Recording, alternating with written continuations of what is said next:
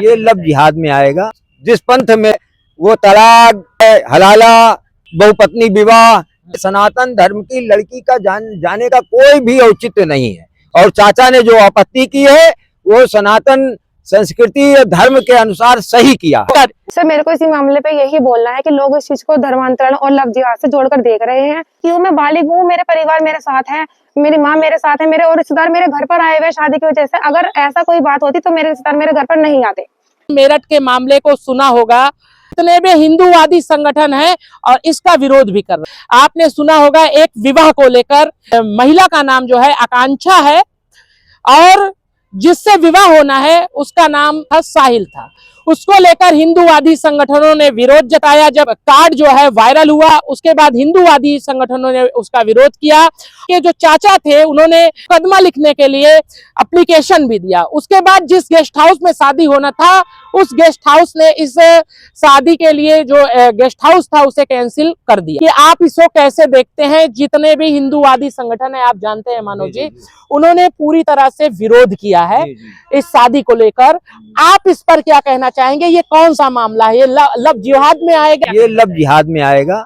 और ये जो है, जैसे लोगों का ये कहना है, लड़की का और लड़की की माँ का ये कहना है कि हम लड़की हमारी जो है वयस्क है, माँ बेटी की रजामंदी से वो शादी हो सकती है, ऐसा उनका कहना है कि हम लोगों की रजा, मैं माँ हूँ, मैं इसकी गार्जियन हूँ।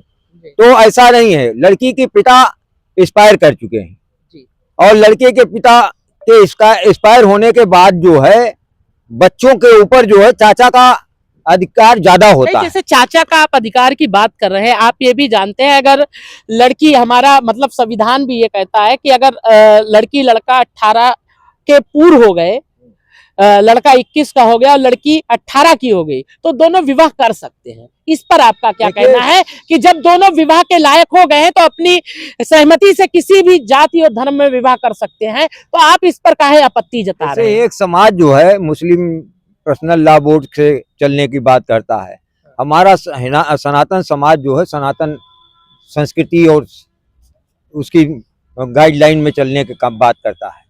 तो हम भी अपने धर्म के हिसाब से कहते हैं कि जो है पिता के न रहने के बाद बच्चों के ऊपर माँ से ज्यादा चाचा का अधिकार हो। चाचा ने शिकायत दर्ज कराई। हाँ। तो उसका कोई प्रमाण है या? वाल्मीकि रामायण, ये वाल्मीकि रामायण जी, वाल्मीकि रामायण में बाली के मरने के उपरांत जी, जो है तारा को समझाते हुए सब लोग कह रहे हैं, जी, है ना, ये अंगद की बात।